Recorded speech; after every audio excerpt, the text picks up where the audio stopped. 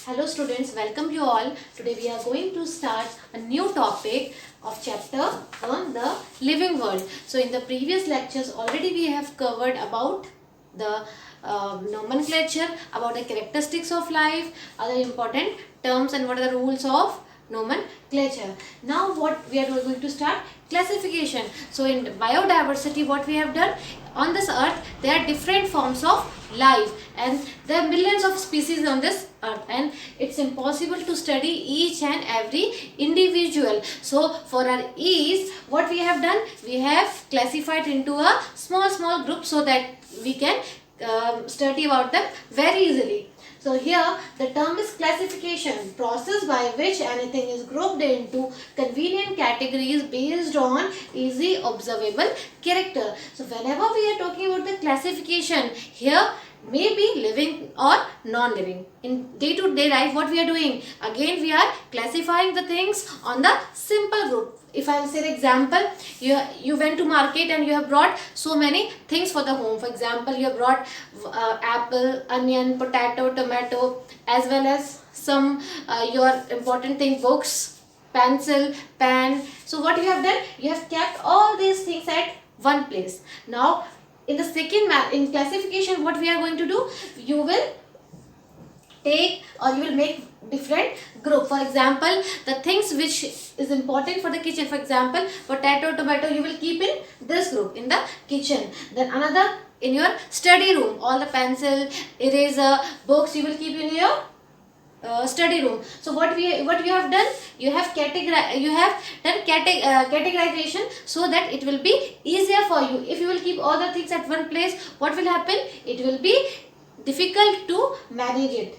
Fine. So here again, for example, in taxonomy is what? It's simple like classification. Fine. When in biology, whenever we are talking about the classification, we will use the term taxonomy. Otherwise, both the things are the same thing. In classification, maybe living or non-living, but in taxonomy, only we are classifying the living organism. Why? Because we are doing the chapter, the living world. Whatever the living things which is present on this earth, we will classify in the easy form, so that what will happen? It will be easier for you to study about them. Fine. For example, in a study room, you are having one shelf. Okay, you are having one this one. So what you have done, you have categorized into different shelf. Now what you will do, in this one you will keep physics book, chemistry, bio, English, Hindi, as well as some other subjects, so on. So what it will be easier for you to take out any one book. If you will keep all the things at one place, what will happen? It will be difficult for you to take out the book as well as to manage it. So what you have done, you have divided into different groups. What are they? This group is for what? This group for physics, this group for chemistry, and so on. So how many groups you have divided into how many groups? 1, 2, 3, 4, 5, 6. You are having 6 groups. So each group, what you will say? Either you can use word group or you can say word category. This is for what? For the classification, whether it is living or non-living. But whenever we are talking about the taxonomy is what? Scientific term related to what? Classification. On that time you will use word taxon. What you will use? Taxon. Taxon is same like a group or category. Fine. So here, what is taxonomy? Taxonomy is a branch of science in which we are doing classification of living organisms on the basis of different characters. In this one, we are going to start another thing. What is that? Characterization, identification, then classification, then nomenclature. So all will come under the taxonomy. Alright. So here, what we are saying, that each group will form taxon. So this one is one taxon, this is another taxon. So how many taxons are there? 6 taxon. 6 group, 6 taxon and 6 category. Now another term is taxa. What is taxa then? Taxa is a plural form of taxon. How? For example, if you are saying 6 taxons are there. So what you will say? Together it will form taxa.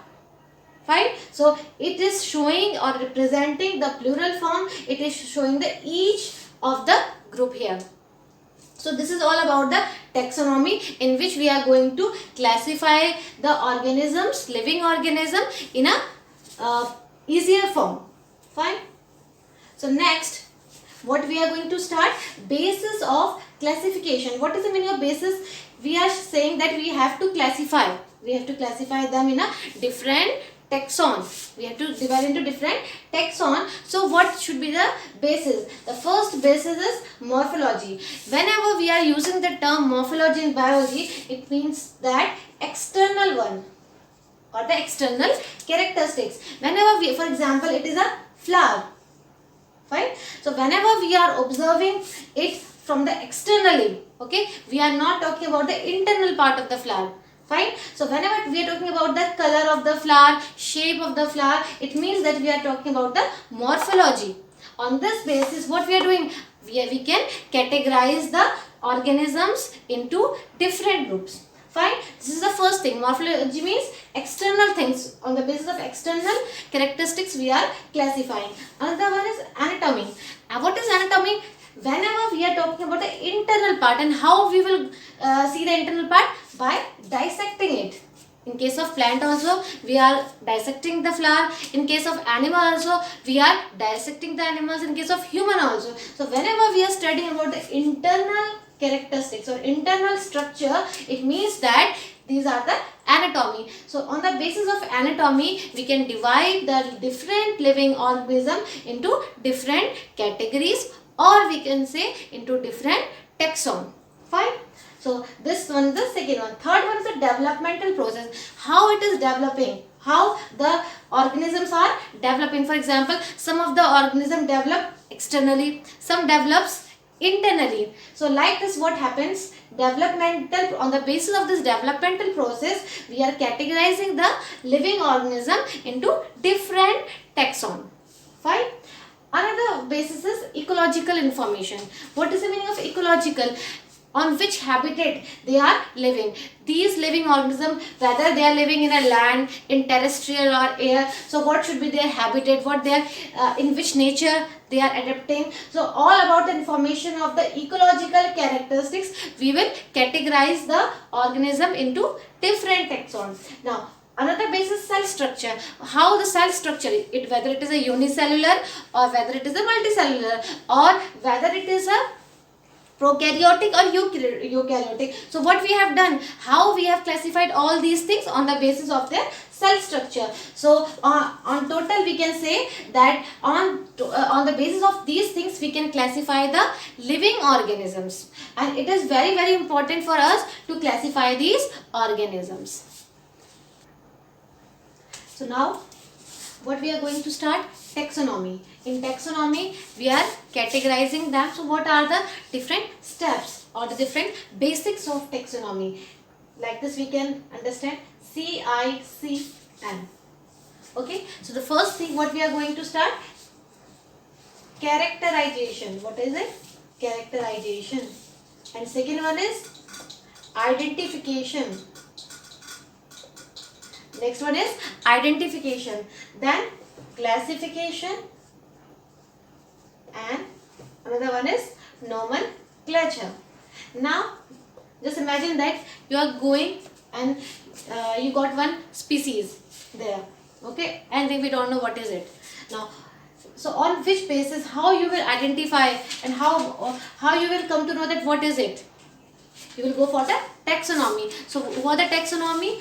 Those taxonomists are those people, those who are dealing with something which they are seeing or discover, or whatever they have discovered, any new thing on the basis of their some character, morphological and anatomical character, as well as different types on the different basis. What they are going to do, they will they will investigate about the sample, and on this basis they will come to that it will come under which of the group. Fine. So here what we are going to do, first we will observe the morphological character. So the first one is characterization. What is the meaning of characterization? On the basis of different characters we will see the this sample or this organism. Now when you have observed everything about it, what you will do, you will identify. What is the meaning of identify?